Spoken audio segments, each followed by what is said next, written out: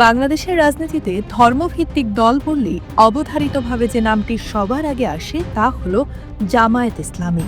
কিন্তু সাম্প্রতিক সময়ে দলটির কিছু অবস্থান এবং বক্তব্য রাজনৈতিক বিশ্লেষকদের কপালে চিন্তার ভাঁজ ফেলেছে। প্রশ্ন উঠছে, জামায়াত কি তাদের দীর্ঘদিনের কট্টর অবস্থান থেকে সরে আসছে?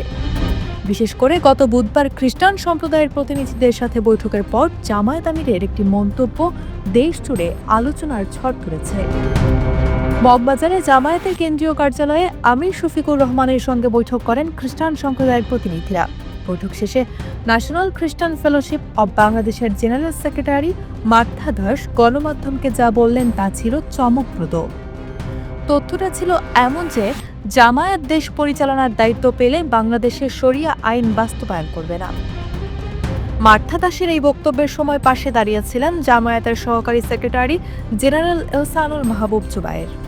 পরে তিনি ব্যাখ্যা দেন যে জামায়াত মনে করে বাংলাদেশের বিদ্যমান আইনই সব ধর্মের মর্যাদা রক্ষার জন্য যথেষ্ট।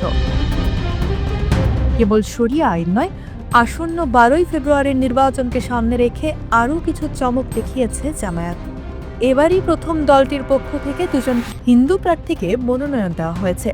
কিন্তু প্রশ্ন হলো, এই উদারতা কি কেবলই নির্বাচনী কৌশল, নাকি দলটির দর্শনে কোনো মৌলিক পরিবর্তন এসেছে? রাজনৈতিক বিশ্লেষক সালাউদ্দিন মোহাম্মদ বাবরের মতে জামায়াতের রাজনীতিতে গুণগত পরিবর্তন আসছে। তিনি মনে করেন বাংলাদেশের মানুষ ধর্মপ্রাণ হলেও ফ্যানাটিক নয়। জামায়াত সম্ভবত বুঝতে পেরেছে শরিয়া আইনের কথা বললে জনমনে বিরূপ প্রতিক্রিয়া তৈরি হতে পারে, যা ভোটে প্রভাব ফেলবে। তবে জামায়াতের ভেতরেও কি এ বিষয়ে সবাই একমত?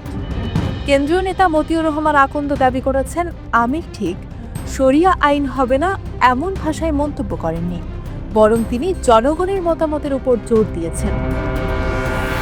এখানেই দ্বন্দ্বের শুরু।